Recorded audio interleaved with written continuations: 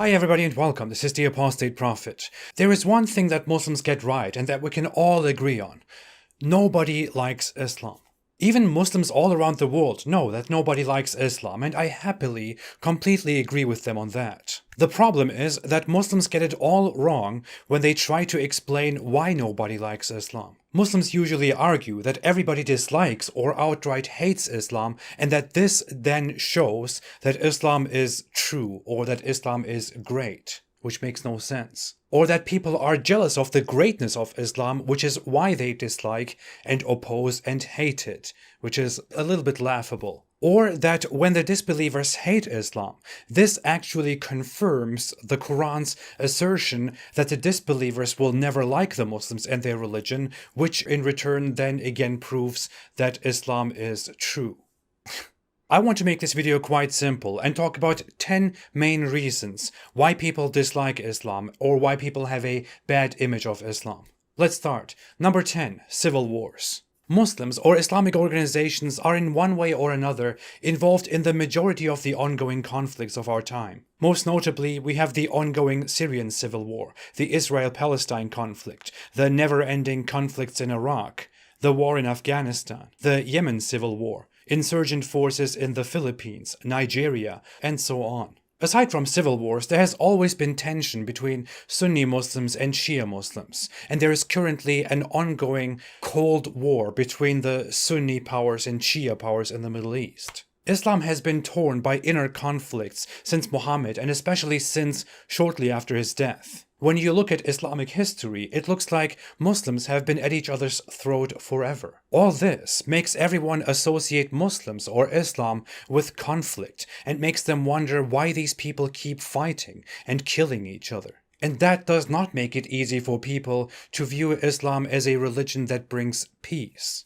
Next, we have the Dawah behavior, the behavior of the Dawagandists, the Muslim proselytizers and apologists. Muslim apologists and proselytizers are known as intrusive, rude, loud, vindictive, unable to handle criticism, self-righteous, and very quick to get personal and to attack. Whenever you see videos of Muslim apologists, even when you see people standing at a stand and inviting others to Islam, you see them try to humiliate or destroy others. They have a bad attitude. They try to make it all about being victorious over the other. They then quickly resort to name-calling. Ironically, the average Muslim apologist who is watching this right now will probably react with name-calling and with anger at this point. It has already happened within the first few seconds. Too many Muslim apologists have a history of severely abusive and questionable behavior, and they don't exactly clear the reputation of Islam.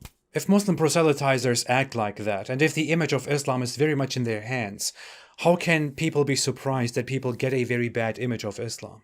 Next, we have the history of Islam. Most people in the world are quite ignorant about the history of Islam. Despite that, the average person coming from a culture that has had historical interactions with Islam will learn things that are not very pleasant. Islam started out as a conquering force. It continued on its path for over 1,000 years. The image of Islam is one of a major imperial force that kept attacking and attacking. While European countries are merely presented as nations, even when we are talking about colonialism, Islam is historically represented as a religious empire, whose goal it is to spread Islam and to conquer the disbelievers under different pretenses. As a result, especially since Muslims consider themselves one big nation against the others, it is no surprise that people from cultures which interacted with Islam also have a bad image of Islam. And let's face it, almost every culture has had mostly bad interactions with Islam.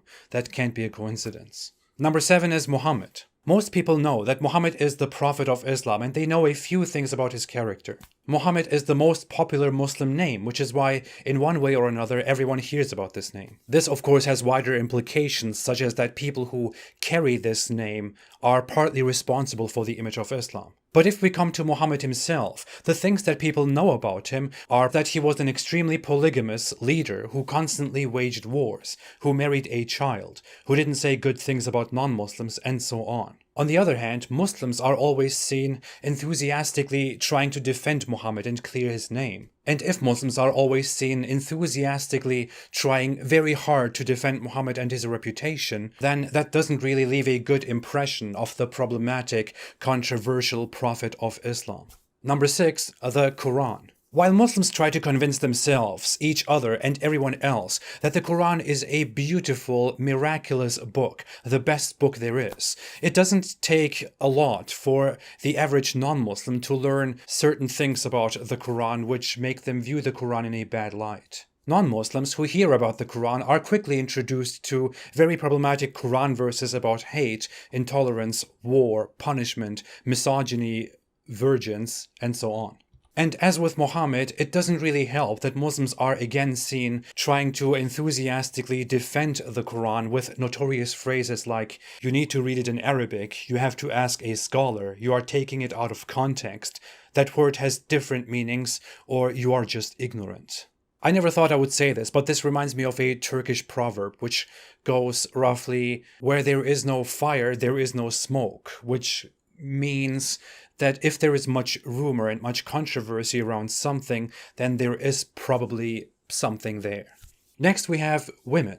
You can try to tell people as much as you want that Islam values women, that Islam doesn't treat women differently like lesser beings. But if this is the image of Islam, then you won't really be successful with that in the world. When people look at Islam and women, especially in the West, what they see is that women are required to dress in very limiting ways, if not in very specific, oppressive ways. That they don't really have much of a say and don't really have a voice, which is why Islamic conversations are overwhelmingly dominated by men who speak for women, except for a handful of women who serve as tokens. What they see is that men work and women try to desperately take care of all the children. Men walk ahead, women follow. Domestic violence is associated with Islam and mentioned in the Quran, sanctioned in the Quran. Muslim countries have a very poor women's rights track record, and so on. You can say that Islam values women, and you can expect people to believe you, but don't expect much.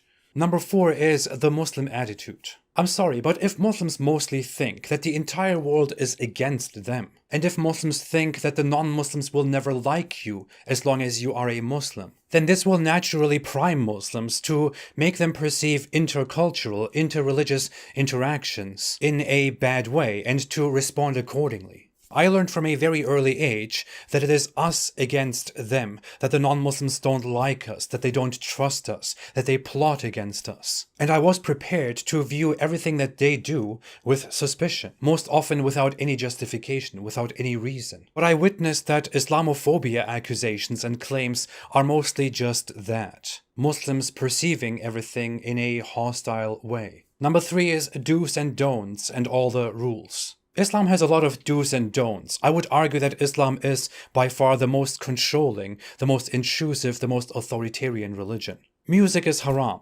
dancing is haram, dogs are haram, pictures are haram, alcohol is haram, pork is haram, interest is haram, gold and silk for men are haram, tattoos are haram, gender mixing is haram, love relationships are haram, questioning is haram, breathing is haram.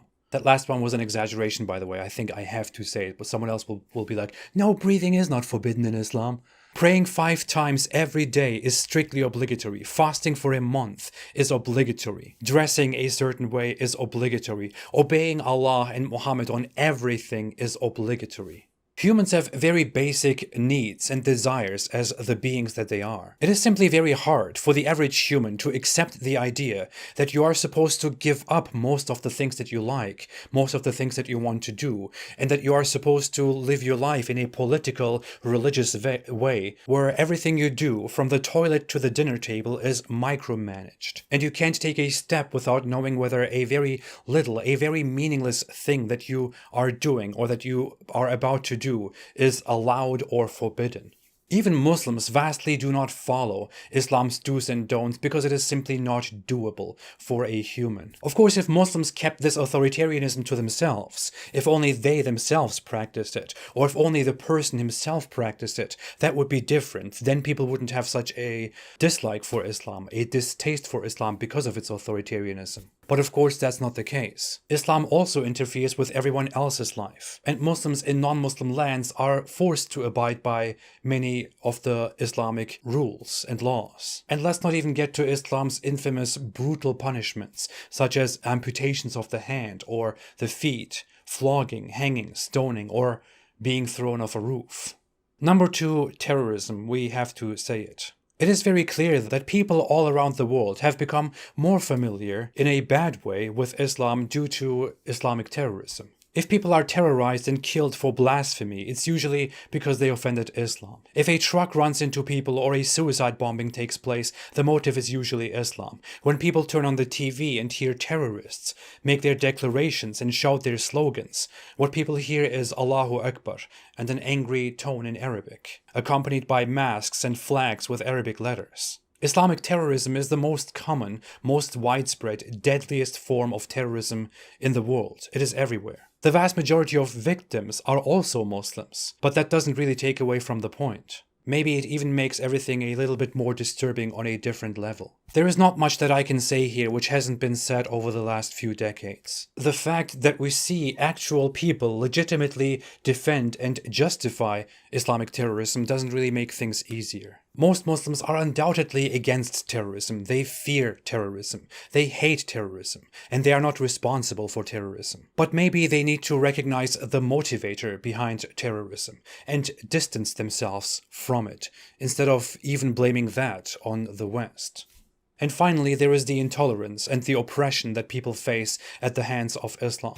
Minorities that live in Muslim countries are often voiceless and have to live very carefully. Christian minorities are often persecuted and face constant threats. The Christians of Pakistan are suffering. The Coptic Christians in Egypt are persecuted. They have to be quiet. In most Muslim countries, you better hide your religion. You are better quiet about your suffering, and you better never talk about Islam critically, because that is punishable in most Muslim countries. On a watch list of the worst places to be a Christian, Islam is clearly dominant. Hindus and people of different religious backgrounds are mistreated and face hate and intolerance. Jews don't even really exist in the Muslim world anymore, and the prejudice and hate against Jews is globally known. All the intolerance and hate is not just something that people do, which has nothing to do with Islam. No, it is directly in the Islamic scripture, in the traditions of Muhammad, in Islamic history, and also on the tongues of believers of Islam all around the world.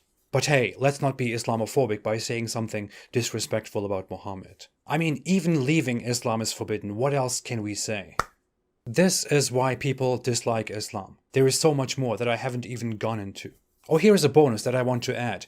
People also dislike Islam because they can dislike Islam. Nobody has to respect Islam. Nobody has to respect any religion. There is no such obligation. People are free to respect and disrespect, to love and to hate, whatever they want. And you will certainly not make people love and respect Islam by commanding and demanding that they love and respect Islam. That's the opposite of how you do it. If people don't love and respect Islam, if they dislike it, then there is probably a reason or many reasons. I hope this was clear. Islam has many problems, and when we point this out, Muslims shouldn't take this in a bad way. Maybe they should even listen to me and to others and take notes. Take this as constructive criticism. Look at where Islam has its shortcomings. Analyze what can be done about this. Or maybe they can just leave Islam, like me. Thanks for watching. If you like this video, don't forget to like, to subscribe, and to share this video. If you don't like this video, then it's probably because you're jealous, or because you know that everything that I say is the truth and you're denying it, which is why you don't like this video. Which only shows again that this video is good. I will be back. Have a fantastic day, and please stay away from Islam.